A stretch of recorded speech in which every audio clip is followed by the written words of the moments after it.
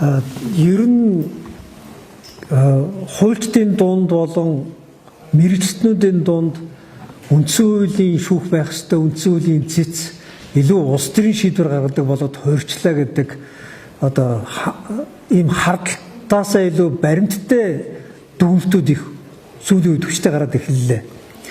За энэний нэг том шалтгаан нь юу вэ гэхээр нөгөө монголчууд ярьдаг явхан дачаа бүү чангалуул уяал нэг тийм үг тий нэг тийм үг уул нь үндсэн үг нь бол үлдэхнэр гэж ярьдаг боловч ер нь ажилласаа явах гэж байгаа хүнд угаасаа хариуцлага тэр ажлын хариуцлага гэдэг зүйл бол алга болдгоо. Гэтэл үндсэн хуулийн цэцгийн дарга гэдэг хүн бүрээрхэн дуусаад яг 1 жил болж байна. Энэ бүрээрх дууссан 1 жилийн хугацаанд улс төртэй холбоотой 3-4 том шийдвэрийг гаргалаа. Тэр дундаа өөрөө даргалж байгаад гаргалаа. Тэрний шийдвэрүүдийг та бүхэн сайн анзаарсан бол өнгөрсөн оны 11 сараас эхлээд улсын их хурл ерөнхий сайдыг огцруулсан тухай холбоотой асуудал одоо нэг том маш хурдтай 3 хоногийн дотор авч хилцээд шийдвэр гаргалаа шүү дээ. Тэр шийдвэр дотор ноцтой бөгөөд 4 асуудал байж байгаа. Үндсэн хуулийн цэц хэвлийн мэдээгөө өгөхдөө дүгнэлтээ гаргахдаа улсын хурлын үндсэн хууль зөрчсөн үйл ажиллагааны талаар гэсэн.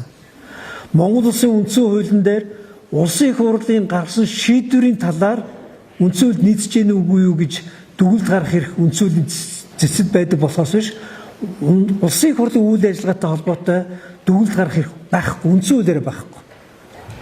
Гэтэл улс төрийн шалтгаантай үүрэг даалгавар байсан учраас үндсэн хуулиач уншиж амжилгүйгээр маш хурдтай алхах зохитой улсын хурлын үйл ажиллагааны тухай одоо дүгнэлт гаргасан. За үндсэн хуулийн дээр маш тодорхой 66-гийн 2 дээр байж байгаа улсын хурлын гаргасан шийдвэртэй холбоотой дүгнэлтийг улсын хурлд оруулна гэж байж байгаа. Гэтэл өнгөрсөн онд гарсан дүгнэлт одоо хүртэл улсын хурлд орж ирээгүй байгаа. Яагаад орж ирэхгүй байгаа шалтгаан гэвэл угаасаа үндсэн хууль өөрөө зөрчөөд дүгнэлтээ гаргасан учраас процесс хуулигдаа зөрчөөд дүгнэлт гаргасан учраас улсын хурлаар орж ирэхээр асуудал үүснэ гэж бодоод одоо хүртэл улсын хурлд дүгнэлтээ оруулж ирэхгүй байгаа. За үндсэн хуулийн цэц саяхан бас нэг дүгнэлт гаргасан та бүхэн санаж байгаа байх. Өмнөх дүгнэлтээ одоо үүсгэсэн маягтай салаа утгатай дүгнэлт гаргасан. Энэ дүгнэлтийг хуульчид юу гэж үзэж байна вэ гэхээр улсын дээд шүүх болон үндсэн хуулийн цэц хоорондоо одоо кейс буюу маргаан тохирлоо гэдэг одоо хил ам гарч эхэлж байна. Яг энэ хил амын араас одоо улсын дээд шүүхийн ерөнхий шүүгчийн хугацааг сунгахтай холбоотой дүгнэлт одоо гарах гэж шиг байна.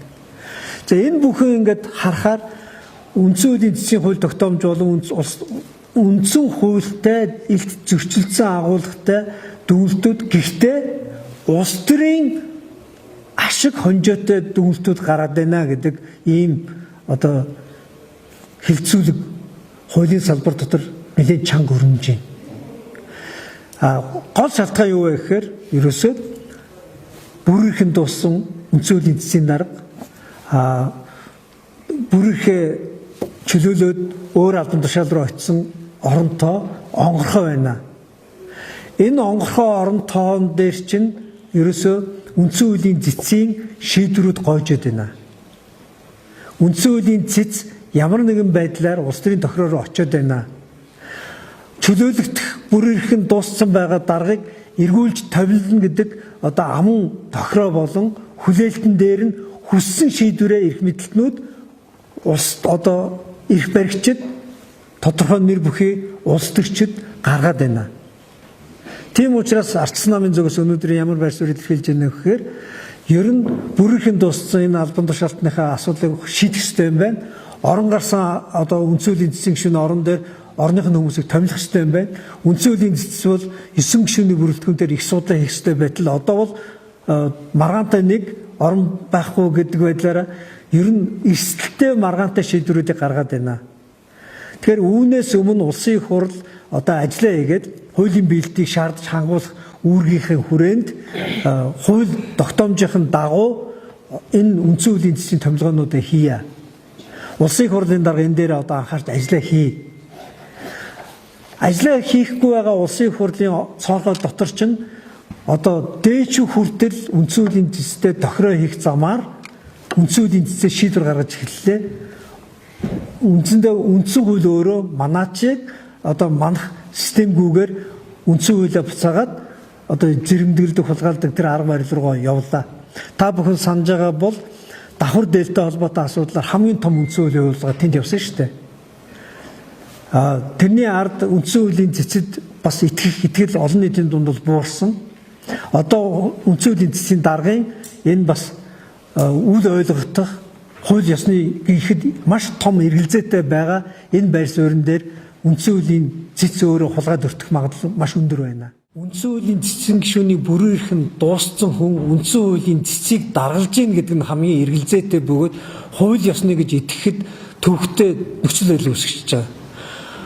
Үндсэн хуулиараач хууль тогтоомжоорооч үндсэн хуулийн цэцэн гишүүнийх бүрэн дууссан годомжинд байх ёстой хүн үндсэн хуулийн цэцийг даргалаад тэндээс шийдвэрүүдийг гаргаад байгаа гэдэг чинь үндсэн хуулийн цэц үндсэн хуулийг манайчаа үүргийг гүйцэтгэж чадахгүй тэнд тохироо 8 эсвэл баг гэмтэрэгч одоо хүлээн зөвшөөрөх хэмжээний эргэлзээ бий болж байна шүү гэдэг зүйл. Албан тушаалтны бүрэрх дууссан байхад албан тушаалтын шийдвэрээ гаргахад тэр өөрөө албан тушаалтын гэмтэрэг болдог. Тэгэхээр энэ зарчмаар үндсэн хуулийн цэцийн өнөөдрийн гаргаж байгаа шийдвэрүүд өөрөө баг гэмтэргийн шинжтэй зүйлүүд болж болзошгүй байх шүү гэдгийг л хэлж